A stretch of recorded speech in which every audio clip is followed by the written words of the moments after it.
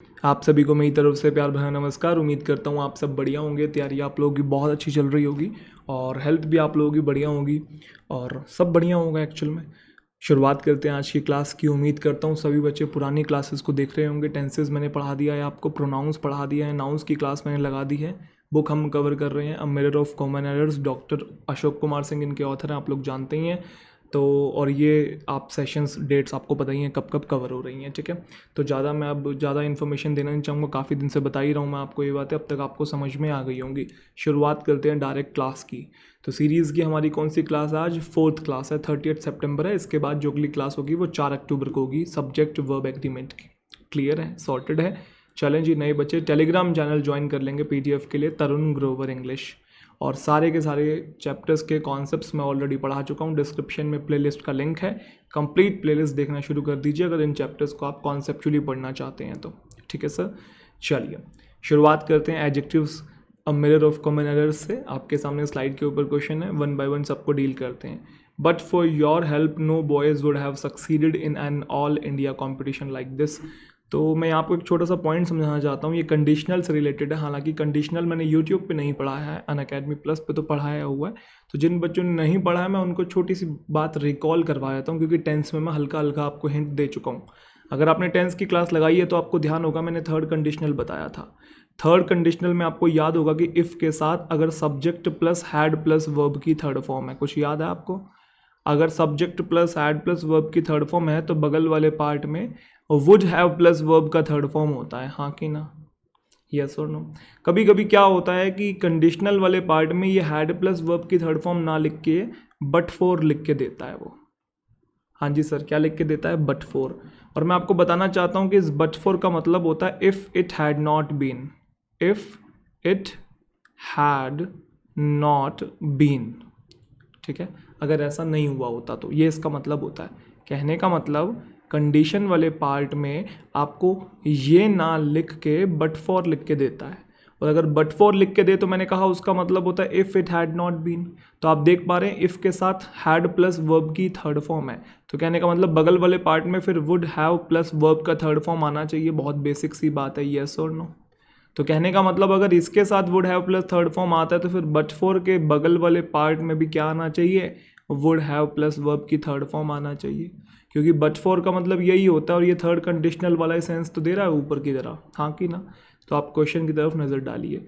But for your help, अगर आपने मदद नहीं की होती, no boys would have succeeded in an all India competition, तो कोई भी लड़का कामयाब नहीं हुआ होता इस तरह के ऑल इंडिया कॉम्पिटिशन में। समझ में आ रहा है? यहाँ पे बट फोर अगर आया है तो ये कहने का मतलब ये इफ़ वाला स्ट्रक्चर है। इसका मतलब है if it had not been your help, अगर आपने मदद नहीं की होती तो कोई भी लड़का सक्सीड नहीं हुआ होता। तो क्या बट फोर के अंदर हैड प्लस वर्ब की थर्ड फॉर्म ऑलरेडी होता है? होता है। तो बगल वाले पार्ट में would have plus third form आना चाहिए, आना चाहिए। वुड हैव और third form, succeed succeeded succeeded third form होती है। कहने का मतलब इस सेंटेंस के अंदर किसी भी तरीके की कोई गलती नहीं है, नो एरर है।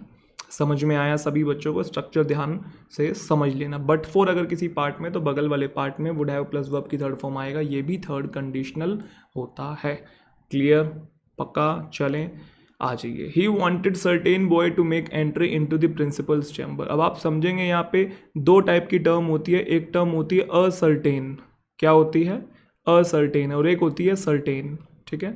सर्टेन के बाद हम लोग यूज़ करते हैं बेटा प्लूरल नाउन का, और असर्टेन के बाद हम लोग यूज़ करते हैं सिंगुलर नाउन का। इतना पॉइंट आप लोग समझ लीजिए पहले तो। अब आप देख लीजिए बॉय लिखा हुआ है कि he wanted certain boy to make entry into the principal's chamber, तो आप यहाँ पे अ आर्टिकल भी लगा सकते हैं और सर्टेन बॉयज़ भी कर सकते हैं, कुछ भी बता सकते हैं। He wanted a certain boy भी कर सकते हैं, असर्टेन बॉय करेंगे, अगर खाली सर्टेन लिखना चाहते हैं तो बॉयज़ कर देंगे। येस और नो? हाँ कि ना? दोनों कर सकते हैं। एरर बी पार्ट में। थर्ड में बोल रहे there were only 2 soldiers but each and every soldier was equal to 5 policeman. अब आप देख पा रहे हैं कितने सोल्जर्स हैं? 2। और ईच और जो एवरी होता है ये एक ऐसा टर्म होता है जो 2 से ज़्यादा के लिए होता है। जैसे मैंने आपको ईच और एवरी की वीडियो बना के आपको प्रोवाइड की हुई है, बहुत बेहतरीन कॉन्सेप्ट अच्छे से समझाया है। उसमें एक बहुत जनरल डिफरेंस बताया था कि ईच का यूज़ हम 2 या 2 से ज़्यादा में से प्रत्येक की बात करने के लिए करते हैं, और एवरी का यूज़ 2 से ज़्यादा के लिए करते हैं। 2 के लिए नहीं करते, 2 से ज़्यादा के लिए करते हैं हमेशा। 2 से ज़्यादा में से प्रत्येक की बात करनी है। तो ऐसी ईच एंड एवरी अगर एक साथ टर्म आती है तो ये भी दो से ज़्यादा में से प्रत्येक की बात करनी हो तब आता है, लेकिन यहाँ तो दो की ही बात हो रही है। दो के लिए हम ओनली किसका यूज़ करते हैं, ईच का। ध्यान रखिएगा। वो वीडियो नहीं देखी है तो जाके देख लेना, मैंने उसको पढ़ाया हुआ प्लेलिस्ट में मिल जाएगी आपको वो। The 10 captains had each an achievement of his own. ये थोड़ा सा अटपटा आपको स्ट्रक्चर लग रहा होगा, लेकिन इस सेंटेंस में कोई भी गलती नहीं है, क्योंकि वो ये कहना चाह रहा है कि 10 कैप्टन्स हैं, उनमें से प्रत्येक की खुद की अचीवमेंट है। मतलब ए कैप्टन इसकी अलग अचीवमेंट है, बी की अलग, सी की अलग, डी की अलग, ई की, ऐसे 10 जो कैप्टन है सबकी अपनी अपनी अलग अचीवमेंट है। इंडिविजुअल तरीके से बात हो रही है। अगर इंडिविजुअल तरीके से बात हो रही है तो आगे देर नहीं आएगा, आगे हिज ही रहेगा, क्योंकि इसकी अलग अचीवमेंट है, उसकी अलग है और अगले वाले की अलग है। यस और नो। दूसरा, अचीवमेंट में अचीवमेंट की शुरुआत होती है अ मतलब वोवेल साउंड, और वोवेल के लिए हम लोग एन का यूज़ करते हैं, ए आर्टिकल का यूज़ नहीं करते हैं। यस और नो। चले आगे। चलो, फिफ्थ क्वेश्चन है दीज सोर्ट। सोर्ट का मतलब बेसिकली काइंड होता है। सोर्ट का मतलब क्या होता है, काइंड होता है। अब बताओ, दिस काइंड होता है और दीज काइंड्स होता है। दिस काइंड होता है, दीज काइंड्स होता है। ऐसे काइंड का मतलब टाइप भी होता है, पता है ना आपको। तो दिस टाइप होता है, दीज टाइप्स होता है, क्योंकि दिस सिंगुलर दीज प्लूरल। तो ऐसे ही दीज सोर्ट होगा या सोर्ट्स होगा, सोर्ट्स होगा ना। These sorts of man attain worldly success by hook और क्रुक। इस तरीके के आदमी कामयाबी को अटेन करते हैं किसी भी तरीके से, या हुक से या क्रुक से। So they deserve to be look down upon. तो इनकी निंदा करनी चाहिए। लुक डाउन अपॉन का मतलब इनको नीचे की दृष्टि से देखना चाहिए, क्योंकि किसी भी तरीके से ये कामयाबी हासिल करना चाहते हैं, किसी का गलत भी कर सकते हैं बाय हुक और क्रुक। ठीक है। आई फील अ सर्टेन, वही वाली बात आ गई। अब आपको एक प्रॉब्लम भी हो सकती है, एक से ज़्यादा प्रॉब्लम भी हो सकती है जब आप प्लान को एग्जीक्यूट कर रहे होंगे, इंप्लीमेंट कर रहे होंगे। तो आप यहाँ पे क्या कर सकते हैं, असर्टेन प्रॉब्लम भी कर सकते हैं, और आर्टिकल हटा के आई फील सर्टेन प्रॉब्लम्स भी बोल सकते हैं। दोनों तरीके से सही कर सकते हैं। एरर बी पार्ट में होगा। ऐसे कभी नहीं होगा आपको यहाँ लाइन लगा के दे दे और आपको कन्फ्यूज़ कर दे, तो क्वेश्चन वेग हो जाएगा। कभी कभी एसएससी ऐसा कर देता है, बैंक एग्जामिनेशन में वेग चीज़ें कम होती हैं, एम्बिग्विटी थोड़ी सी कम रहती है, मतलब कन्फ्यूज़न कम रहती है, लेकिन ऐसा बहुत रेयर चांस है। ठीक है, ध्यान रखिएगा। और ऐसा हो जाए तो फिर कुछ समझ में नहीं आता कि बंदा इस साइड से सही करे या उस साइड से सही करे, बाकी डिपेंड करता है सेंटेंस के ऊपर, लेकिन आपको एक ही पार्ट में देगा। ध्यान रखना, अगर जब आप दो दो जगह से जब चीज़ों को सही कर सकते हो तो एक ही पार्ट में, जैसे ए और बी के बीच में ही आपको मिलेगा वो पूरा का पूरा पार्ट। ध्यान रखना, 99.9% ऑफ द टाइम। एक आधा % क्वेश्चन भी गलत आ जाते हैं बाद में, फिर उसके मार्क्स देखिए किस तरीके से सबको ग्रेस करते हैं वो। ठीक है। 7th, in spite of facing much problems. Problems plural है, प्लूरल है तो बेटा उसके लिए मैनी यूज करते हैं, मच आपका अनकाउंटेबल के लिए आता है। यस और no. Can you tell me how many eggs and milk he has brought home. तो आप मुझे बता सकते हैं कि कितने अंडे लाया। अभी जो मैनी शब्द है ये एग्स के लिए भी आ गया या मिल्क के लिए भी आ गया। एग्स के लिए आया, ठीक है, क्योंकि मैनी प्लूरल के लिए आता है, एग्स के लिए ठीक है, लेकिन मिल्क के लिए मैनी कैसे आ सकता है, उसके लिए अलग से बताना पड़ेगा कितने अंडे और कितना मिल्क आया। तो how many eggs and how much milk, ध्यान रखना इस चीज़ को। तो हाउ कॉमन निकाला हुआ है, लेकिन मच तो लिखना पड़ेगा ना, ध्यान रखिएगा इस चीज़ को। अदरवाइज आप मच नहीं लिखोगे तो यहाँ how many eggs and how many milk का सेंस आ रहा है, जो कि गलत होना चाहिए, क्योंकि मिल्क अनकाउंटेबल है। Whole the chapter, whole the chapter कुछ नहीं होता। देखो, ऑल द बॉयज होता है या दी ऑल बॉयज होता है, आप मुझे बताओ। ऑल द बॉयज होता है या द ऑल बॉयज होता है? दी ऑल बॉयज होता है। पहले द आता है, बाद में ऑल लिखते हैं, बाद में क्वांटिटी बताते हैं। तो ऐसे ही होल द चैप्टर होगा, द होल चैप्टर होगा। जैसे ये गलत होता है, दी ऑल बॉयज होना चाहिए, ऐसे ही यहाँ पे भी ये गलत है, दी होल चैप्टर होना चाहिए। समझ में आ रहा है सभी स्टूडेंट्स को? The whole chapter of the book is full of printing errors which are the outcome of the proof readers care. He did not like to lend me any book और एनी मनी। आप लोग देख पा रहे हैं कि note लिखा हुआ है, और एनी का यूज़ नोट में ही होता है, सम का यूज़ पॉजिटिव सेंटेंसेज में होता है। इसके बारे में आगे चल के हम लोग बात करेंगे, लेकिन एक्स्ट्रा बातें जाने तो डिड के साथ आप देख पा रहे हैं वर्ब की फर्स्ट फॉर्म है, टू के बाद आगे यहाँ पे वर्ब की फर्स्ट फॉर्म है। यस और नो? मुझे किसी भी तरीके का कोई भी एरर दिखाई नहीं दे रहा है इस सेंटेंस के अंदर, नो एरर है। अगला आपके सामने, her black long hair adds glamour to her looks. ये बेसिकली एडजेक्टिव के ऑर्डर वाला क्वेश्चन है। बहुत बच्चों को ऑर्डर नहीं पता होते, मैं सिखाने की कोशिश करता हूँ। आपने इस ऑर्डर में चलना है कि पहले हम लिखते हैं ओपिनियन, फिर साइज, फिर क्वालिटी, फिर एज, फिर शेप, फिर कलर, ओरिजिन, मटेरियल, पर्पस। तो जब कभी भी एक साथ बहुत सारे एडजेक्टिव्स आ जाएं तो उनका ये ऑर्डर रहना चाहिए। ठीक है। तो आप लोग देख पा रहे हैं हर ब्लैक लॉन्ग हेयर। तो ब्लैक तो क्या है, आपका कलर है, पहला पॉइंट तो ये। ठीक है। और लॉन्ग क्या होता है? लॉन्ग बेसिकली साइज़ होता है ना, स्मॉल है, लॉन्ग है, बिग है, टाइनी है, तो ये साइज़ होता है। तो मैं लिख दूँ यहाँ पे, चलो मैं यहाँ पे लिख देता हूँ। अब आप चेक करके बताना कि साइज़ पहले आएगा कलर पहले आएगा। देखो साइज़ सेकंड नंबर पे है, कलर बाद में है, तो उल्टा हो गया ना। तो क्या बोलेंगे यहाँ पे, हर लॉन्ग ब्लैक हेयर, ठीक है, लंबे काले बाल, वैस्मॉल ने किया कमाल, है ना। चलो आ जाओ। तो 12th है, आई बिगेन टू ट्रेम्बल, मैं कांपने लगा जब मैंने देखा अ शार्प लॉन्ग नाइफ, है ना, लंबा और शार्प नाइफ देखा जब मैंने दुश्मन के हाथों में। तो वही लॉन्ग क्या है, बेसिकली लॉन्ग साइज है ना। और शार्प क्या है, शार्प किस कैटेगरी में डालेंगे, मेरे ख्याल से ये क्वालिटी होती है। शार्प क्वालिटी होती है, क्या होती है, क्वालिटी होती है ना, कि थिक है, हार्ड है, सॉलिड है, शार्प है, क्वालिटी है, बिल्कुल सही। चलो यहाँ पे लिख दें, लिख दिया जी। अब आप बताइए, पहले साइज़ या पहले क्वालिटी, पहले साइज़ फिर क्वालिटी, यस और नो, हाँ कि ना। तो उल्टा लिखेंगे इसे, सही कर दो यहाँ पे, अ लॉन्ग शार्प नाइफ होना चाहिए। क्लियर है, क्लियर है। 13th में आते हैं, आई सो एन एंशियस, एंशियस का मतलब होता है चिंतित, ठीक है। पेल का मतलब होता है उसका रंग पीला पड़ गया है, तो ये तो कलर है। अब ये क्या है, एंशियस, एंशियस होता है चिंतित। अब यहाँ पे आपको समझ में नहीं आएगा कि एंशियस किस कैटेगरी में जाएगा, ये वाली कैटेगरी यहाँ पे लिखी ही नहीं है बेसिकली। कैटेगरी क्यों नहीं लिखी है, क्योंकि ये ह्यूमन इमोशन है, चिंतित है ना, खुश है, हैप्पी है, यस और नो। तो ये हैप्पी है, सैड है, चिंतित है, ये ह्यूमन इमोशन है।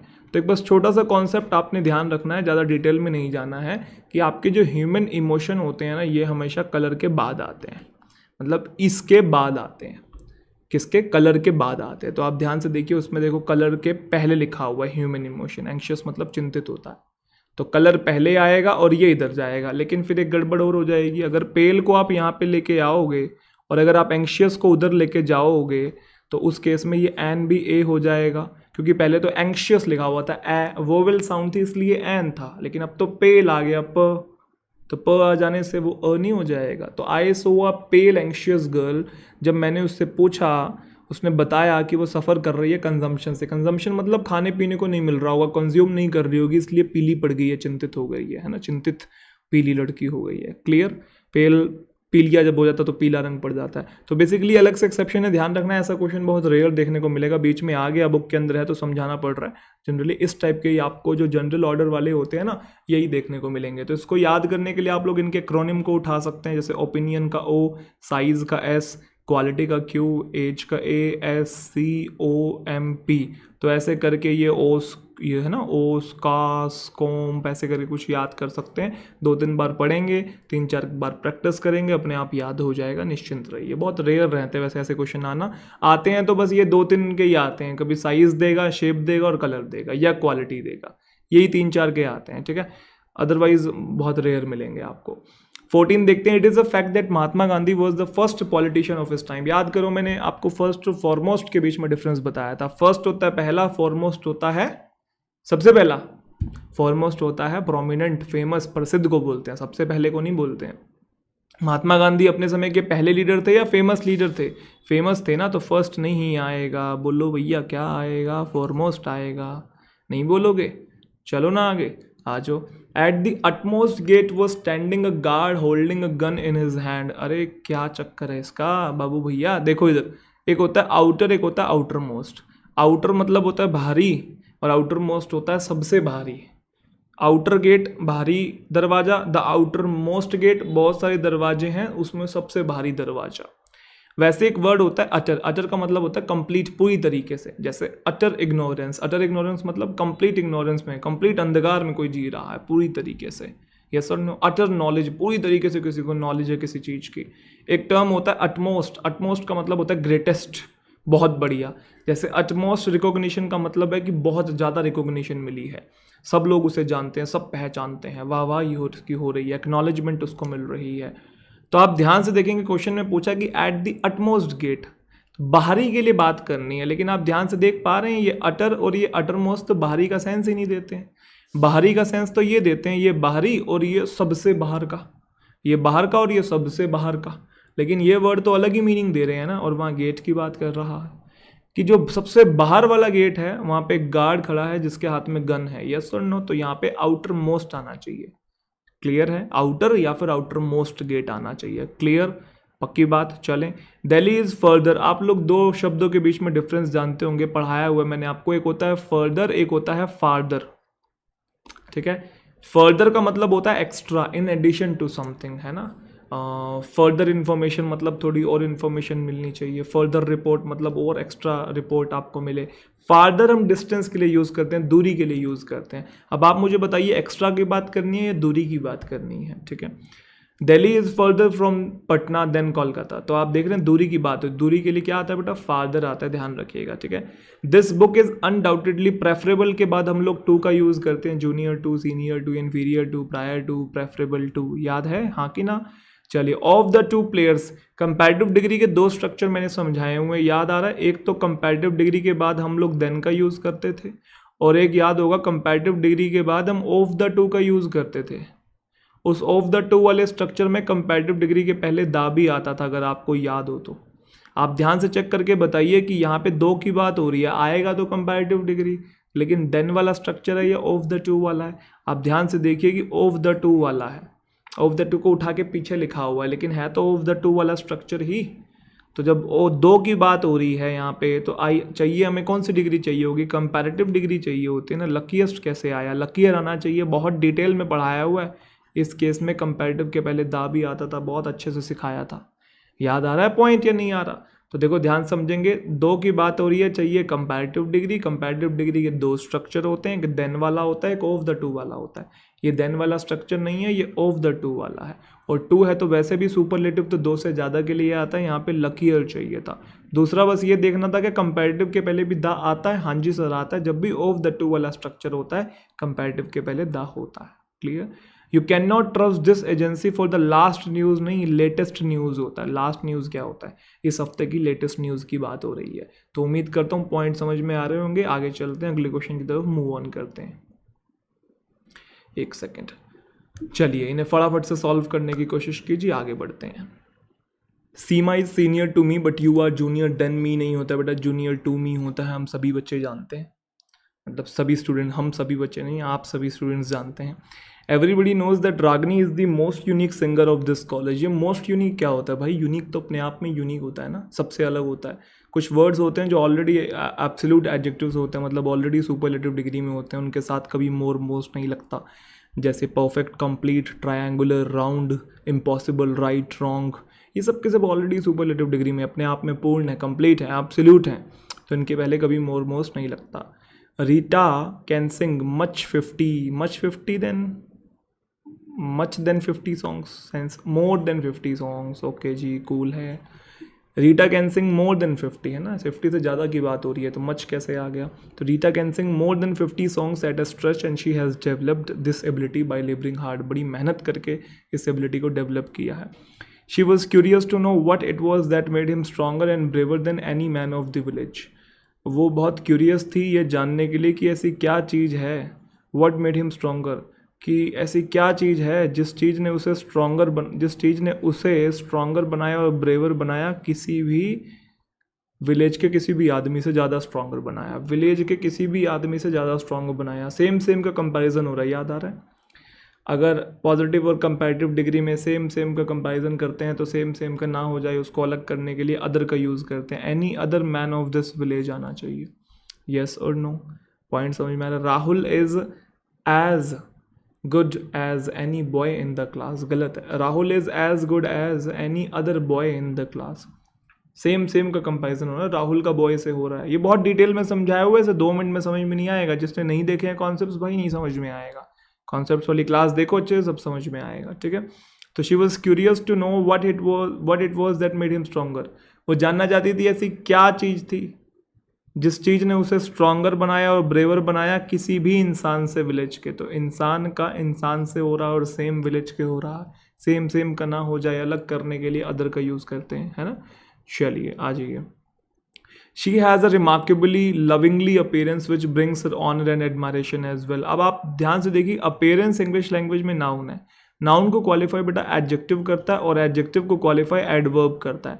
लेकिन आपने यहाँ पे भी लविंगली लिख दिया। लविंगली अपने आप में एडवर्ब है, एलवाई हटा दो यहाँ से, लविंग बन गया। लविंग है ना, loving boy, loving creature, loving person, ये एडजेक्टिव होता है। तो रिमार्केबली लविंग अपीयरेंस, नाउन को मॉडिफाई एडजेक्टिव, एडजेक्टिव को मॉडिफाई एडवर्ब, देखो रिमार्केबली यहाँ सही लिखा हुआ है। अलॉट्स कुछ नहीं होता, या तो आप लोग जानते हैं अलॉट होता है या फिर लॉट्स ऑफ होता है, या तो अलॉट ऑफ होता है या लॉट्स ऑफ होता है, तो सही करो, या तो लॉट्स ऑफ करो या फिर अलॉट ऑफ बुक्स करो, एक ही बात है, क्लियर, आगे बुक्स ही रहेगा, लेकिन इसको सही कर लेना। He does not have some money to buy a new x ray plant so he is sunk in anxiety, तो वो चिंता में पड़ गया है। डज नॉट है ना, नेगेटिव में आप लोग सम का यूज़ नहीं करते हैं, एनी का यूज़ करते हैं, किसका, एनी का। इस पॉइंट को मैं थोड़ा सा और डिटेल में समझाना चाहता हूँ। जब कभी भी आपको सम और एनी प्रेडिकेट की पोजीशन पे देखिए, प्रेडिकेट की पोजीशन कौन सी होती है, सब्जेक्ट के अलावा अगर किसी भी पोजीशन पे दिखता है उसे प्रेडिकेट कहते हैं। जो भी वर्ड सब्जेक्ट के अलावा अगर किसी भी पोजीशन पे है तो उसे प्रेडिकेट कहते हैं। वर्ब पे है, ऑब्जेक्ट पे है, सब्जेक्ट कॉम्प्लीमेंट पे, सब्जेक्ट को छोड़ के कोई भी पोजीशन है ना, जैसे he is going, he subject है, इज गोइंग प्रेडिकेट है, तो सब्जेक्ट को छोड़ के जो भी पोजीशन होती है उसे प्रेडिकेट कहते हैं। अगर आपको सम एनी प्रेडिकेट्स की पोजीशन पे देखते हैं तो ध्यान से समझिएगा, सम का यूज करते हैं अफर्मेटिव सेंटेंस में, एनी का यूज करते हैं नेगेटिव में, इंटरोगेटिव में, दोनों का होता है। आप ध्यान से देखिए, I have some money, I do not have some money, do you have some और एनी मनी। यहाँ पे बेटा आई सब्जेक्ट है, यहाँ आई सब्जेक्ट है, यहाँ पे यू सब्जेक्ट है, बोलो हाँ। क्या सब्जेक्ट की पोजीशन पे सम और एनी है? नहीं है ना, सब्जेक्ट के अलावा है, सब्जेक्ट के अलावा मतलब प्रेडिकेट की पोजीशन पे है। तो आप लोग ध्यान से देखिए कि पॉजिटिव सेंटेंस था तो सम मनी लिखा, नेगेटिव सेंटेंस था तो एनी मनी लिखा, क्योंकि पॉजिटिव में सम आता है, नेगेटिव में एनी आता है, और इंटरोगेटिव आया तो सम और एनी दोनों यूज कर सकते हैं। मैं दोबारा रिपीट कर रहा हूँ, जब कभी भी सम और एनी प्रेडिकेट की पोजीशन पे है, सब्जेक्ट के अलावा किसी भी पोजीशन पे है, तो सम का यूज हम करते हैं पॉजिटिव में, एनी का करते हैं नेगेटिव में, और इंटरोगेटिव में दोनों आते हैं। लेकिन अगर ये सम और एनी आपको सब्जेक्ट की ही पोजीशन पे दिखाई देते हैं तो कोई रूल नहीं होता, किसी को कहीं भी यूज कर सकते हो। सम को भी आप यूज कर सकते हो नेगेटिव के अंदर, और एनी को भी आप यूज कर सकते हो पॉजिटिव के अंदर। जैसे मैंने कहा any graduate can apply for this job, आप देख पा रहे हैं एनी ग्रेजुएट सब्जेक्ट की पोजीशन पे है और कैन अप्लाई ये प्रेडिकेट की पोजीशन है, तो एनी ग्रेजुएट सब्जेक्ट। अब एनी नेगेटिव में होता था ऊपर हमने देखा, देखो, लेकिन यहाँ पॉजिटिव में आ गया। ऐसे ही सम बॉयज, आप देखिए सब्जेक्ट की पोजीशन पे है और ये प्रेडिकेट है, अब सम एनी ये सब्जेक्ट की पोजीशन पे आ रखे हैं, तो यहाँ पे कोई रूल अप्लाई नहीं होता। देखो यहाँ पे नेगेटिव सेंटेंस है, एनी भी नहीं आया हुआ, सम आया हुआ, तो बड़ा प्यारा कॉन्सेप्ट है, ध्यान रखना इस चीज़ को, ठीक है। तो ही डज नॉट हैव, सब्जेक्ट नहीं है, सब्जेक्ट तो ये है ना, प्रेडिकेट की पोजीशन है, तो प्रेडिकेट की पोजीशन का तो आपको रूल पता है कि नेगेटिव है तो एनी, पॉजिटिव है तो सम, सेंटेंस है नेगेटिव तो एनी आना चाहिए, है ना, इज इंटरेस्टिंग। चलो, gold is the most precious है, सारे मेटल्स में से दो से ज़्यादा की बात हो रही है, मोस्ट प्रीशियस बोल सकते हैं, एंड दैट मेटल्स के लिए आया हुआ, आगे आर आना चाहिए। As far as we all know, no error, इसके अंदर किसी भी तरीके की कोई मिस्टेक नहीं है। आ जाइए आगे देखते हैं, आगे बढ़ते हैं। He is the most successful man in the world I have ever known, तो मोस्ट सक्सेसफुल मैन मतलब बहुत सारे होंगे, उनमें से सबसे सक्सेसफुल की बात कर रहा है, बहुत सारे लोगों को जानता होगा, उनमें से मोस्ट सक्सेसफुल यही मिला होगा, तो बहुत सारे लोग मतलब दो से ज़्यादा ही होंगे ना, उनमें से सबसे सक्सेसफुल यही आपको दिखाई दे रहा है, कामयाब, तो सुपरलेटिव डिग्री तो सही है। और आई हैव एवर नोन और सुपरलेटिव डिग्री के साथ हैव प्लस वर्ब की थर्ड फॉर्म भी यूज़ करते हैं। This is the best book I have ever read, ना कि I read, this is the best book I have ever read, most successful I have ever known. Superlative के साथ present perfect tense भी आता है, no error है इसके अंदर, चेक कर लेते हैं एक बार, नो एरर है। चलो अगला है नो लेस देन, अब ये बड़ा कंफ्यूज करने वाला है, मैं समझाता हूँ आपको। एक वीडियो बनाई हुई है मैंने, few a few the few की, little a little the little की, ऐसे ईच एवरी की भी बनाई हुई है, देख लेना उन वीडियोस को, बहुत अच्छी अच्छी वीडियोस हैं। तो एक छोटा सा पॉइंट मैं आपको समझाता हूँ, बच्चे बड़ा कंफ्यूज रहते हैं, तो बहुत आसान तरीके से समझाता हूँ, ज़्यादा कंफ्यूज नहीं होना है आपने। कुछ बच्चों ने मुझसे पर्सनल भी डाउट्स पूछे हैं। एग्जाम्पल के तौर पे आपने एक टर्म सुनी होगी लिटिल, सबने सुनी है, मैंने पढ़ाया हुआ है, थोड़ा बहुत एज्यूम कर रहा हूँ कि हल्का बहुत जानते हैं, ठीक है, लिटिल। और एक टर्म होता है फ्यू, ये होती है पॉजिटिव डिग्री, इसकी कंपैरेटिव डिग्री क्या होती है, लेस या फिर लेसर, और सुपरलेटिव डिग्री क्या होती है, लीस्ट। फ्यू की कंपैरेटिव डिग्री क्या होती है, फ्यू, फ्यूअर और फ्यूएस्ट, और ये सुपरलेटिव डिग्री है। Fewer comparative degree, fewer superlative degree, तो little, less, lesser, least, few, fewer, fewest, ठीक है। आपको पता है कि जो लिटिल होता है हमेशा अनकाउंटेबल नाउन के लिए यूज होता है, मैंने आपको बताया था, ये क्वांटिटी बताता है, मात्रा बताता है अनकाउंटेबल नाउन के लिए। और जो फ्यू होता है हमेशा प्लूरल काउंटेबल नाउन के लिए यूज होता है। तो अगर लिटिल अनकाउंटेबल के लिए तो लेस और लेसर भी अनकाउंटेबल के लिए, लीस्ट भी अनकाउंटेबल के लिए। अगर फ्यू प्लूरल काउंटेबल के लिए है तो फ्यूअर भी प्लूरल काउंटेबल के लिए और फ्यूएस्ट भी प्लूरल काउंटेबल के लिए। लिटिल मिल्क होता है या फ्यू मिल्क होता है, मिल्क अनकाउंटेबल है, लिटिल मिल्क होता है। फ्यू बॉयज होता है या लिटिल बॉयज होता है, फ्यू बॉयज होता है। हम सब जानते हैं ये बात, हाँ कि ना, बेसिक सी बात है। अब आपको एक चीज और समझाना चाहता हूं कि जो मैंने कहा ये लेस है, लेस ये अनकाउंटेबल के साथ आता है, हाँ कि ना, अभी सीखा ना हमने। लेकिन एक एक्सेप्शन होता है क्या, कि जब हमें प्रॉपर नंबर गिवन हो, 100, 200, 500, 1000, 10, 20, उस केस में लेस और लेसर का यूज हम नंबर्स और डिस्टेंस के साथ कर सकते हैं जब प्रॉपर नंबरिंग गिवन हो। जैसे मैंने कहा I have 100 rupees less than what is required.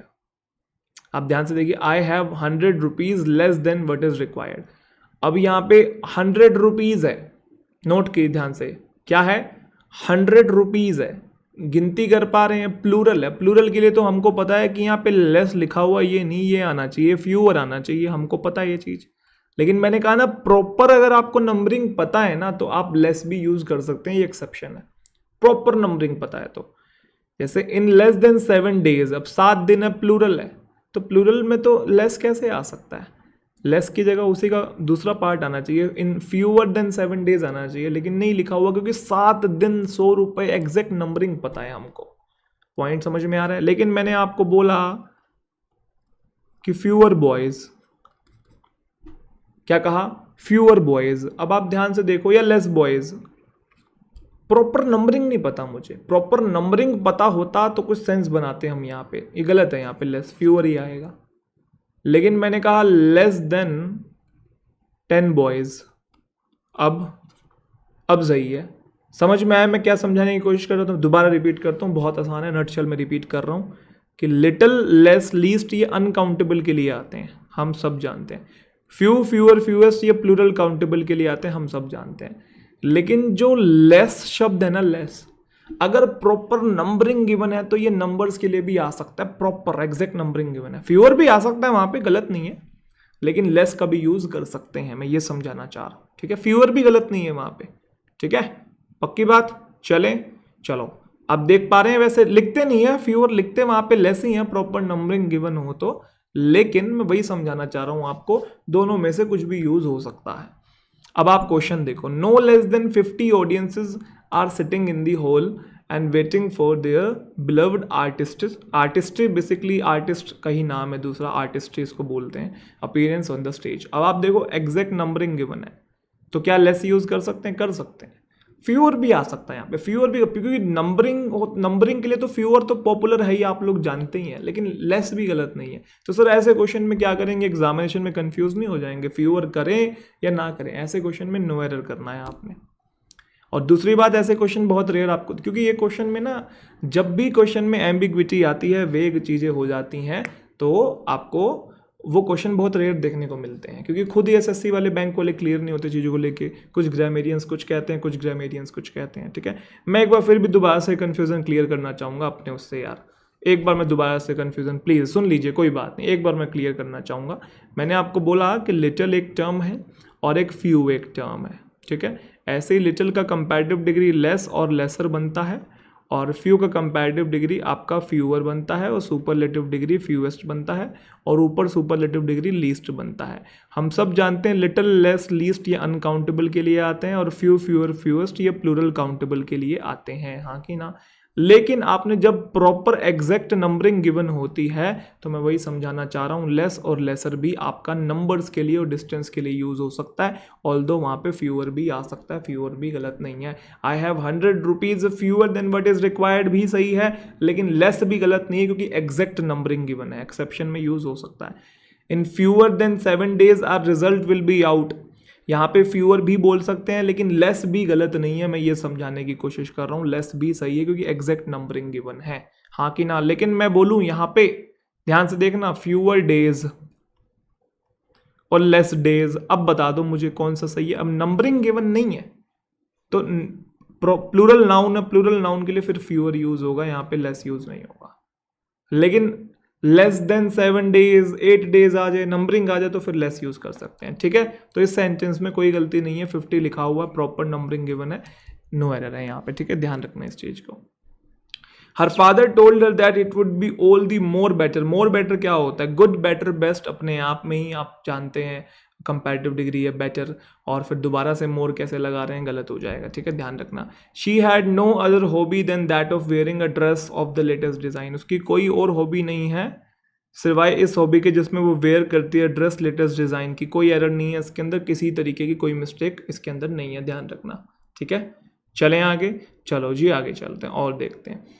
This young lady is more beautiful but not so cultured as her youngest sister. ध्यान से समझना इस बात को। एक्चुअल में क्या होता है, कभी कभी सेंटेंस के अंदर आपको पॉजिटिव डिग्री भी दिखाई दे जाती है और कभी कभी कंपैरेटिव डिग्री भी दिखाई देती है। तो जब कभी पॉजिटिव डिग्री और कंपैरेटिव डिग्री किसी कंजंक्शन से जुड़े हुए दिखाई दे तो ध्यान रखना स्ट्रक्चर होता है एज पॉजिटिव डिग्री एज, बीच में आता है कंजंक्शन और आगे आता है कंपैरेटिव डिग्री, और कंपैरेटिव डिग्री पूरा लिखते हैं देन के साथ। अगर पॉजिटिव डिग्री लिख रहे हो तो एज पॉजिटिव डिग्री एज, या फिर सो पॉजिटिव डिग्री एज अगर सेंटेंस नेगेटिव है तो। बीच में कंजंक्शन, फिर कंपैरेटिव डिग्री, फिर देन। ये उल्टा भी हो सकता है, ये पहले भी हो सकता है, ये बाद में भी हो सकता है, लेकिन मैं समझाना चाह रहा हूं अगर पॉजिटिव और कंपैरेटिव दोनों सेंटेंस में आ रहे हैं तो एज पॉजिटिव डिग्री एज और कंपैरेटिव डिग्री देन लेके आता है। The young lady, this young lady is more beautiful. अब मोर ब्यूटीफुल कंपैरेटिव डिग्री तो आ गया, लेकिन आगे देन कहाँ है? अब देखो कंजंक्शन आ गया बट, और आगे सो पॉजिटिव डिग्री एज भी आ गया, देख पा रहे हो, सो पॉजिटिव डिग्री एज आ गया, सो पॉजिटिव डिग्री एज आ गया, कंजंक्शन भी आ गया, कंपैरेटिव डिग्री भी आ गया, देन कहाँ है भाई? तो यहाँ पे देन भी लगाना चाहिए आपको कि ये जो यंग लेडी है इज मोर ब्यूटीफुल देन, है ना। यंगर सिस्टर से ब्यूटीफुल तो है लेकिन उतनी कल्चर्ड नहीं है जितनी की यंगेस्ट सिस्टर है। तो is more beautiful than but not so cultured as her youngest sister. Clear?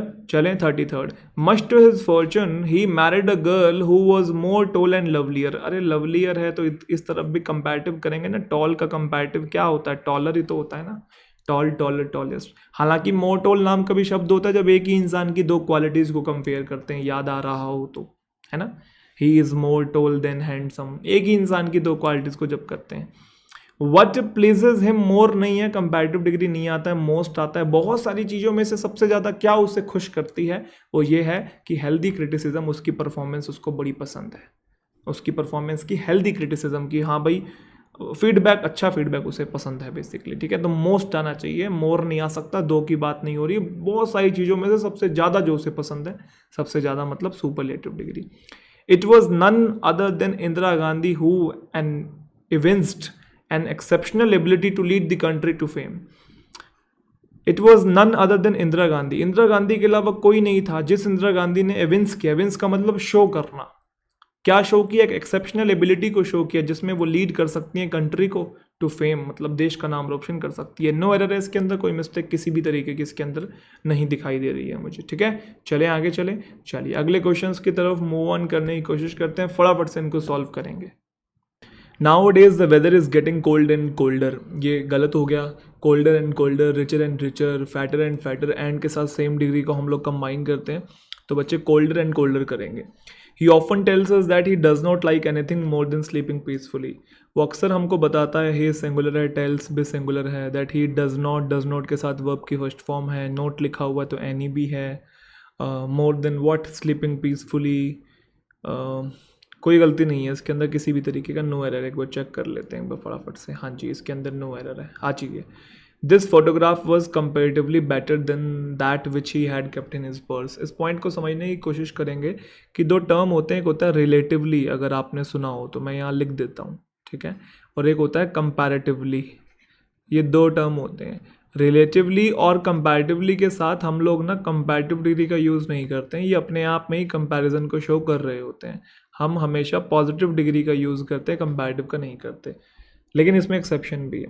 पहले सिंपल तरीके से समझो कि रिलेटिवली और कंपैरेटिवली का यूज़ हम पॉजिटिव डिग्री के साथ करते हैं। The weather is comparatively hot या hotter, the weather is comparatively hot.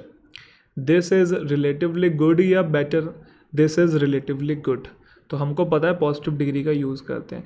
लेकिन अगर आगे देन भी लिखा हुआ है, उस केस में कंपैरेटिव डिग्री को तो वैसे का वैसा लिख रहे हैं देते हैं, फिर इनको हटा देते हैं।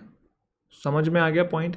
जैसे आप ध्यान से देखिए, सिर्फ इतना लिखा होता अगर this photograph was comparatively better, तो आप क्या करते, बेटर को हटा के गुड कर देते, क्योंकि ये भी कंपैरिजन शो कर रहा है, ये भी कर रहा है, दो कंपैरेटिव डिग्री हो जाती, सुपरफ्लूअस हो जाता, तो आपने कंपैरेटिवली गुड कर दिया। लेकिन मैंने कहा अगर आगे देन भी लिखा हुआ है, उस केस में बेटर को तो आप लिखा रहने देंगे, क्योंकि देन है तो कंपैरेटिव डिग्री तो चाहिए होगा, बस इसको हटा देंगे, वरना डबल कंपैरेटिव हो जाएगा। समझ में आया? This photograph was better than that which he had kept in his purse, ये सेंस है कि ये वाली जो फोटोग्राफ है वो बेटर है उस फोटोग्राफ से जो फोटोग्राफ उसने अपने पर्स में रखी है। क्लियर? अगर दोबारा बोल रहा हूँ, इतना होता तो कंपैरेटिवली गुड होता, आगे देन लिखा हुआ है तो उसके चलते कंपैरेटिवली ही हटा देते हैं हम। क्लियर? सॉर्टेड? चलो, शी वॉज स्टार्टल्ड, स्टार्टल्ड का मतलब होता है थोड़ा सा नर्वस हो जाना। She was startled to see in her drawing room a most popular film producer. Generally बच्चे मोस्ट पॉपुलर देख के, सुपरलेटिव डिग्री देख के आर्टिकल ए को हटा के दा कर देते हैं, जबकि यहाँ पे नो एरर है, इसके अंदर कोई मिस्टेक नहीं है। सर हम कब यूज़ करते हैं आर्टिकल दा सुपरलेटिव डिग्री से पहले, और क्या सर आर्टिकल ए भी आता है सुपरलेटिव डिग्री के पहले? हाँ जी आता है। ध्यान से देखिए, दा हम तब यूज़ करते हैं जब सब में से कोई स्पेसिफिक को दर्शाना हो, कि जैसे मैंने कहा हमारी क्लास में सबसे स्मार्टेस्ट गर्ल है, मतलब बहुत सारी लड़कियां, उनमें से सबसे स्मार्टेस्ट ये वाली है, स्पेसिफिक चीज़ को दर्शाना है तो दा यूज़ कर रहे हैं। मैंने बहुत सारी बुक्स पढ़ी हैं, उसमें से सबसे इंटरेस्टिंग ये वाली है तो द मोस्ट इंटरेस्टिंग बोला है। मैं घर में सबसे छोटा पर्सन हूँ, बहुत सारे हैं उनमें सबसे छोटा हूँ, तो जब बहुत सारों में किसी एक को स्पेसिफिक पॉइंट आउट करना होता है हम दा यूज़ करते हैं। लेकिन जब गिनती की बात करनी होती है, एक की बात करनी होती है, तब हम ए भी यूज़ करते हैं। जैसे ही मेड अ फॉर्चून, उसने बहुत सारे पैसे कमाए, किससे कमाए? By writing the best selling novel, नहीं अ बेस्ट सेलिंग नोवेल। यहाँ पे अ बेस्ट सेलिंग नोवेल का मतलब है एक बेस्ट सेलिंग नोवेल को लिख के उसने बहुत ज़्यादा पैसे कमाए, तो यहाँ पे काउंटिंग का सेंस देना है हमको। अब यहाँ पे ये नहीं बताना बहुत सारी नोवेल्स है उसमें से ये सबसे बेस्ट सेलिंग है, ऐसा कुछ सेंस नहीं देना। सिंपली बात करना है एक बेस्ट सेलिंग नोवेल को लिख के उसने बहुत बढ़िया पैसे कमाए। तो आप देख पा रहे हैं, जब बहुत सारों में से किसी एक को स्पेसिफाई करना हो तब हम दा लगाते हैं, जब जनरली एक की बात करनी हो बस ऐसे ही कि एक ये बहुत बढ़िया चीज़ है, तो हम आर्टिकल ए भी यूज़ कर सकते हैं। जैसे मेरा एक best, I have the best friend, कोई सेंस नहीं बनेगा ना। I have a best friend, मेरा एक बेस्ट फ्रेंड है, उसका जो नाम है कार्ल। तो दोनों में डिफरेंस आप समझ पाए। अब आप ध्यान से देखो कि वो अचंभित हो गई देख के ड्राइंग रूम में अ मोस्ट पॉपुलर फिल्म प्रोड्यूसर, यहाँ पे एक की बात हो रही है, एक बहुत पॉपुलर फिल्म प्रोड्यूसर है, उसको देख के कंफ्यूज हो गई। यहाँ पे ये नहीं बताना था बहुत सारे फिल्म प्रोड्यूसर्स है उसमें तो सबसे ज़्यादा पॉपुलर ये है, ऐसा कुछ नहीं बताना था। जनरल बात करनी थी कि वो कंफ्यूज हो गई, अचंभित हो गई कि ये एक मोस्ट पॉपुलर फिल्म प्रोड्यूसर यहाँ पे क्या कर रहा है, तो एक का सेंस देना था, इसलिए आर्टिकल आया हुआ है ए। ईजी है, आसान है। India is better than most others, कुछ नहीं होता, अदर होता है, अदर को प्लूरल नहीं बना सकते यहाँ पे, ठीक है, क्योंकि प्लूरल आपने इसको बनाया हुआ है। India is better than most other film producing countries of the world. I hope my point got clear, ठीक है। चलें, none can believe that Ramesh is happier than grieved. आप देख पा रहे हैं एक ही इंसान की दो क्वालिटीज की बात हो रही है। रमेश हैप्पी भी है, ग्रीव का मतलब सैड होता है। तो आपको पता, जब एक ही इंसान की दो क्वालिटीज़ के बारे में बात करते हैं तो चाहे कंपैरेटिव डिग्री कैसा क्यों ना बनता हो, पहले आप मोर लिखते हैं, उसके बाद आप लोग हैप्पी लिखते हैं। और याद आ रहा है, Rahul is more tall than handsome होता, Rahul is taller than handsome नहीं होता। ऐसे Ramesh is more happy than grieved होगा, रमेश इज हैप्पियर नहीं होगा, भले ही हैप्पी की कंपैरेटिव हैप्पियर क्यों ना बनती हो, लेकिन सेम पर्सन की दो क्वालिटीज़ हैं, तो आप जानते हैं पहले मोर लिखते हैं और फिर पॉजिटिव डिग्री लिखते हैं। दिल्ली इज फार बेटर कर देंगे, Delhi is far better than any other metropolis of Pakistan. Metropolis busy city को बोलते हैं या फिर किसी एरिया के चीफ सिटी को बोलते हैं हम लोग। तो फार बेटर है, कंपैरेटिव भी है, देन भी है ना। और अदर यहाँ पे आएगा क्या? मेरे ख्याल से अदर का यूज़ नहीं होगा यहाँ पे, है ना। सेम का कंपैरिजन नहीं हो रहा ना। अगर यहाँ पे इंडिया लिखा होता, लेट्स से कि Delhi is far better than, इसको डबल टी कर लो, एनी अदर में, तो हम अदर का यूज़ करते, क्योंकि दिल्ली का कंपैरिजन किससे कर रहे हैं? मेट्रोपोलिस से। क्या दिल्ली एक मेट्रोपोलिस है, एक बिग सिटी है, बिजी सिटी है? हाँ जी।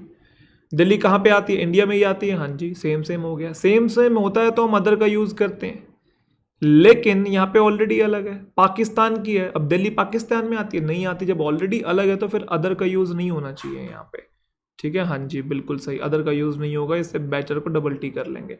All your attempts are daring but this one is certainly more. देखो अब ध्यान से देखो, बहुत सारे अटेम्प्ट्स आपके डेयरिंग है लेकिन ये सबसे ज्यादा डेयरिंग है। अब आप बताओ यहाँ पे सुपरलेटिव आएगा या नहीं आएगा। This is the more difficult sum I have ever. देखो हैव और वर्ब की third form present perfect tense के साथ हम लोग सुपरलेटिव डिग्री बेसिकली यूज करते हैं। This is the most difficult sum I have ever solve within 5 minutes. There is no one whom I esteem highly than your mother and father. Then लिखा हुआ है तो comparative degree चाहिए ना बेटा, higher आना चाहिए यहाँ पे, यस और no.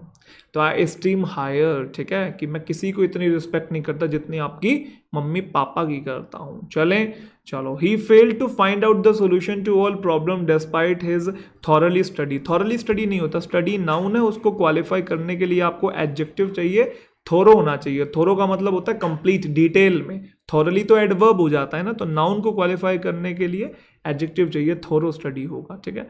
Science has given us allot, science ने बहुत कुछ दिया है, येट जो लाइफ है वो मोर एंड मोर पेनफुल हो रही है। नो एरर है, नो एरर है, बिल्कुल सही। आ जाइए, रमेश इज एज गुड, ये वही वाला स्ट्रक्चर आ गया। मैंने कहा था एक ही सेंटेंस में पॉजिटिव डिग्री भी आ जाए और कंपैरेटिव डिग्री भी आ जाए तो बीच में आप जरूर देखेंगे कोई कंजंक्शन मिलेगा। और पॉजिटिव डिग्री का, ये आवाज़ कड़कड़ कर रहा है, प्लीज़ इग्नोर करें, 50 क्वेश्चन है, बस हो गया, ठीक है। अब मैं वीडियो को रोकना नहीं चाहता। आपको पता है एज पॉजिटिव डिग्री एज और सो पॉजिटिव डिग्री एज होता है, यस और नो। बीच में कंजंक्शन आता है और कंपैरेटिव डिग्री के बाद फिर हम लोग देन का यूज करते हैं, ये पूरा स्ट्रक्चर आता है। तो आप ध्यान से देखिए, एज गुड और आगे एज की कमी है, बीच में इफ नॉट कंजंक्शन आया और आगे कंपैरेटिव डिग्री फिर देन, कंपैरेटिव डिग्री फिर देन। तो as positive degree as conjunction comparative degree then, ये पूरा स्ट्रक्चर होता है, ध्यान रखना। ये जो फील हो गया, ठीक है, 2-3 टर्म होते हैं, फील, ये मेरी फोटो के पीछे, मेरी वीडियो के पीछे आ रहा होगा, ऊपर लिख देता हूँ। कुछ टर्म होते हैं, फील है, टेस्ट है, स्मेल है, अपीयर है, ठीक है। इनके बाद कभी भी एडवर्ब नहीं आते, इन वर्ब्स के बाद कभी भी एडवर्ब नहीं आते, एडजेक्टिव आते हैं, ये स्टेट वर्ब्स होती हैं, ठीक है। आई फील हैप्पीली होता है या हैप्पी होता है, आई फील हैप्पी होता है, यस और नो। हैप्पीली थोड़ी बोलते हैं, हैप्पीली एडवर्ब हो गया, जबकि वर्ब को क्वालिफाई एडवर्ब करता है। लेकिन कुछ स्टेट वर्ब्स होती हैं जो अपने बाद हमेशा एडजेक्टिव लेती है, जैसे इट स्मेल्स गुड होगा या इट स्मेल्स वेल होगा, गुड होता है ना, कॉमन सी बात है। इट अपीयर्स सैड होगा या शी अपीयर्स सैड होगा, सैडली तो क्या ही बनाएंगे, वही हैप्पी वाला एग्जांपल ले लेते हैं। इट अपीयर्स या शी अपीयर्स हैप्पीली होगा या हैप्पी होगा, हैप्पी होगा। बेसिकली कुछ स्टेट वर्ब्स होती है जिनके बाद एडवर्ब नहीं आता है, क्या यूज होता है, एडजेक्टिव यूज होता है। ऐसा क्यों होता है ये मैंने आपको बताया हुआ है। ये लिंकिंग वर्ब्स होती हैं सब की सब। लिंकिंग वर्ब्स इंग्लिश लैंग्वेज में अपने बाद सब्जेक्ट कॉम्प्लीमेंट लेती हैं, पता है आपको। लिंकिंग वर्ब के बाद हमेशा सब्जेक्ट कॉम्प्लीमेंट, और सब्जेक्ट कॉम्प्लीमेंट या तो नाउन होता है या प्रोनाउन होता है या एडजेक्टिव होता है, इसलिए कभी एडवर्ब नहीं आता है। और यहाँ पे आप देखो एडवर्ब लिखा हुआ है, हैप्पी आना चाहिए।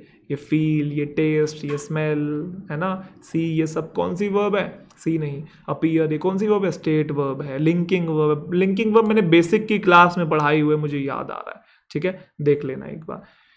आगे देखिए, अगला लास्ट क्वेश्चन है आज का। The principal has great power of making some useful plans. Principal के पास बढ़िया पावर है, लेकिन प्रोफेसर्स के पास उनसे भी ज्यादा पावर है उनको इंप्लीमेंट करने की। तो अब आप मुझे बताओ कि कंपैरिजन हो रहा है नहीं हो रहा, डेफिनेटली हो रहा है। प्रिंसिपल का और प्रोफेसर्स का, दो का कंपैरिजन हो रहा है। ग्रेटेस्ट कैसे आ गया यार, ग्रेटर आना चाहिए ना, इनडायरेक्ट कंपैरिजन हो रहा है, तो आप ग्रेटर यहाँ पे यूज करेंगे। उम्मीद करता हूँ कि पॉइंट आप लोगों को समझ में आ गया होगा और क्लास आपको बहुत अच्छी लगी होगी, बेनिफिशियल लगी होगी। मैंने सारे पॉइंट्स को कवर करने की कोशिश की है। कुछ कुछ चीज़ें जिनको आपने ज़्यादा डिटेल में नहीं जानना है तो मैंने उतना डिटेल में बताया भी नहीं है। जो चीज़ें डिटेल में बताने वाली है वो मैं बता देता हूँ, जो मुझे लगता है आपके एग्जामिनेशन के पॉइंट ऑफ व्यू से इंपॉर्टेंट है वो मैं बिना कहीं एक्सप्लेन कर देता हूँ। बहुत सारी चीज़ें होती हैं जो क्वेश्चन वाले पॉइंट, मतलब जैसे भी मैं क्वेश्चन सॉल्व करवा रहा हूँ इस टाइम पे नहीं समझाई जा सकती हैं, तो उनको मैंने कॉन्सेप्ट्स वाली क्लास में काफ़ी अच्छे से पढ़ाया हुआ है। और कुछ कॉन्सेप्ट्स ऐसे भी हैं जो कॉन्सेप्ट्स वाली क्लास में नहीं पढ़ाए हैं, तो उनको मैं अलग से कुछ कुछ वीडियोस में आपके लिए बनाऊंगा, निश्चिंत रहिए। आप छोटे छोटे जो पॉइंट्स हैं, आपको लगे कि कहाँ कहाँ पे जो जो दिक्कत आपको लगती है, तो उन पॉइंट्स को अलग से वीडियोस बना के, जैसे मैंने लिटिल और फ्यू की बनाई हुई है वीडियोस, ईच एवरी की बनाई है, हु हुम की बनाई है, जेरेंट पार्टिसिपल की बनाई है, ऐसे मैं और भी वीडियोस बनाऊंगा। अगर आपको बड़े बड़े टॉपिक्स में छोटे छोटे पॉइंट्स में कहीं पे कंफ्यूजन क्रिएट होती है, कमेंट करके बताइएगा। सेशन कैसे अच्छा लगा, बुरा लगा, जो भी लगा बताइएगा कमेंट करके। टेलीग्राम चैनल ज्वाइन कर लीजिए, सेशन को लाइक कर दीजिए, नए हैं तो सब्सक्राइब कर लीजिए। मिलते हैं अगले सेशन में। अगली क्लास आपको पता है ना कब होगी? अगली क्लास कब होगी? अगली क्लास है आपकी, अरे कहाँ चला गया, ये रहा। अगली क्लास है आपकी 4 अक्टूबर की। सब्जेक्ट वर्ब एग्रीमेंट पे हम लोग मुलाकात करेंगे। तब तक के लिए बहुत बहुत शुक्रिया, बहुत बहुत प्यार, टेक केयर। दूसरा पॉइंट ये है कि जिन बच्चों को नहीं पता है कि मैं अनअकैडमी प्लस पे भी पढ़ाता हूँ, अगर आप अनअकैडमी प्लस पे मुझसे पढ़ना चाहते हैं तो वहाँ पे मेरे जितने भी कोर्सेज हैं, जितने भी कोर्सेज, उन सब का आप अनलिमिटेड एक्सेस ले सकते हैं। अनलिमिटेड एक्सेस का मतलब है कि मेरे जितने भी कंसेप्चुअल और जितने भी प्रैक्टिस कोर्स, जितने भी कॉन्सेप्चुअल, जितने भी प्रैक्टिस कोर्सेज हैं, उनका लाइव सेशंस देख सकते हैं और रिकॉर्डिंग्स भी देख सकते हैं जो मैंने पढ़ा दी हैं। जो मैं पढ़ा रहा हूँ या जो मैं पढ़ाऊँगा उनको लाइव भी देख सकते हैं, आने वालों को जो भी चल रहे हैं, जिसमें आप IBPS क्लर्क के प्रीलिम्स मेंस के सारे कोर्सेज, IBPS PO के प्रीलिम्स मेंस के, SBI क्लर्क के, SBI PO के, RRB PO क्लर्क मेंस के, डिस्क्रिप्टिव लेटर राइटिंग, ऐसे writing, level up courses of course, जिसमें लेवल के हिसाब से हमने तैयारी करवाई है, लेवल 1, लेवल 2, लेवल 3, लेवल 4। तो अनअकैडमी प्लस सब्सक्राइब करने से आपको सारे कंटेंट का एक्सेस मिल जाएगा जो मैंने पढ़ा दिए हैं, जो मैं पढ़ा रहा हूँ, जो मैं पढ़ाऊंगा, जो पढ़ा रहा हूँ और जो पढ़ाऊंगा वो लाइव आप देख सकते हैं। जो मैंने पढ़ा दी है उनकी रिकॉर्डिंग्स ऑफ कोर्स अवेलेबल हैं। तो अगर, और एक चीज़ और बताना चाहता हूँ कि अनअकैडमी प्लस पे सिर्फ इंग्लिश नहीं है, बाकी सारे टीचर्स भी हैं। अनलिमिटेड एक्सेस का मतलब सिर्फ इंग्लिश का एक्सेस नहीं है, कोई इंग्लिश का पर्टिकुलर कोर्स नहीं है, सारे टीचर्स का एक्सेस आपको मिलता है, अनलिमिटेड एक्सेस। क्वांट्स हो, रीजनिंग हो, जनरल अवेयरनेस हो, एक सब्जेक्ट के 10-10 टीचर हैं, जिससे आपको अच्छा लगता है, जहाँ से आपको जो पढ़ने का मन करता है आप पढ़िए, बिल्कुल बेझिझक होके, है ना।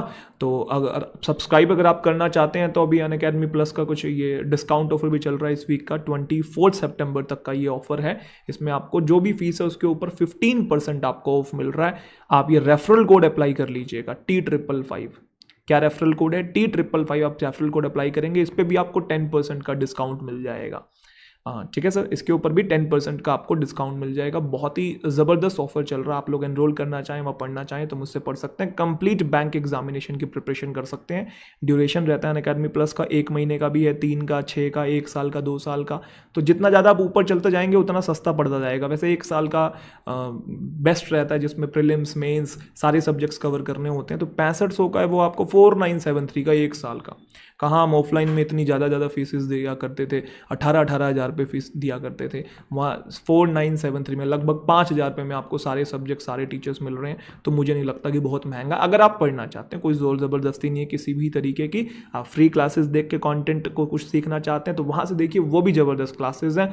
आपको प्रीमियम कंटेंट चाहिए, बहुत ज़्यादा कंटेंट चाहिए, स्ट्रक्चर्ड में क्लासेस चाहिए और डिस्क्रिप्टिव की भी क्लासेस चाहिए, तो वहाँ से भी आप अनअकैडमी प्लस पे भी आ सकते हैं। सब्सक्राइब कैसे करना है? तो सब्सक्राइब करने के लिए आपको अनअकैडमी की लर्निंग एप्लीकेशन इंस्टॉल करनी है, अपने रजिस्टर्ड नंबर से लॉगिन कर लेना है इसके अंदर। उसके बाद बैंक एग्जामिनेशन गोल सेलेक्ट कर लेना, क्योंकि मैं अनअकैडमी प्लस पर बैंक एग्जामिनेशन के लिए पढ़ाता हूँ, SSC के लिए नहीं पढ़ाता हूँ, ना ही दूसरे किसी के लिए। यूट्यूब पर मैं सारे एग्जामिनेशन को कवर करके चलता हूँ, लेकिन वहाँ पर ओनली बैंक एग्जामिनेशन के लिए पढ़ाता हूँ। ठीक है, तो गेट सब्सक्रिप्शन पर आप लोग जब क्लिक करेंगे तो वहाँ पर आपको ऑप्शन दिखा देगा 24 महीने, 12 महीने और 6 महीने का। तो मैंने कहा जैसे 12 महीने का या 24 महीने का, अगर आप कॉलेज में तो 24 महीने वाला भी सब्सक्राइब कर सकते हैं। जो भी फीस आपको दिखाई दे रही है उस पर 15% आपको ऑफ मिल जाएगा, बशर्ते ये कि आप रेफरल कोड अप्लाई करें। ये T555 रेफरल कोड है, और हो सकता है कि वहाँ पे और भी कोई ऑफर चल रहा हो, उसमें भी और भी 10% आपको डिस्काउंट एक्स्ट्रा मिल जाए। तो आप जब ओपन करेंगे तो आपको अपने आप ही वहाँ दिख जाएगा कि कौन सा अभी ऑफर चल रहा है, किसको आप अवेल कर सकते हैं। तो मैक्सिमम डिस्काउंट मिलेगा आपको जब आप इस रेफरल कोड को यूज़ करेंगे, T555। आप कॉम्बिनेशन भी ले सकते हैं, CET का भी चूज़ कर सकते हैं, जिसमें बैंक, SSC, रेलवे सारे एग्जामिनेशन को कवर कर सकते हैं। लेकिन मैं आपको बैंक एग्जामिनेशन में ही मिलूंगा, इस चीज़ को ध्यान रखिएगा। रेफरल कोड बता दिया और प्राइसेस का मैंने ऑफर बता दिया, 24 सितंबर तक चल रहा है। इसके बाद भी आते रहते हैं, लेकिन अभी फिलहाल के लिए चल रहा है T555। तो ये तो होगी अनअकैडमी प्लस की क्लासेस की बात, जो इंटरेस्टेड है सिर्फ उनके लिए। और जो नहीं इंटरेस्टेड भाई, जो फ्री पढ़ना चाहते हैं, जिनको बस फ्री कंटेंट अवेल करना है, तो फ्री में भी कोई दिक्कत नहीं है, भरा पड़ा है कंटेंट, कंज्यूम करो। इसे भी आ रहा है क्लासेस, मैंने बता दी। 27 सितंबर से हम लोग मुलाकात कर रहे हैं 2 बजे, ध्यान रखिएगा। ठीक है सर, मिलते हैं तो पूरी शिद्दत के साथ, पूरी मेहनत के साथ सॉल्व करने हैं सारे क्वेश्चंस को। तब तक के लिए बहुत बहुत शुक्रिया, बहुत बहुत प्यार, टेक केयर।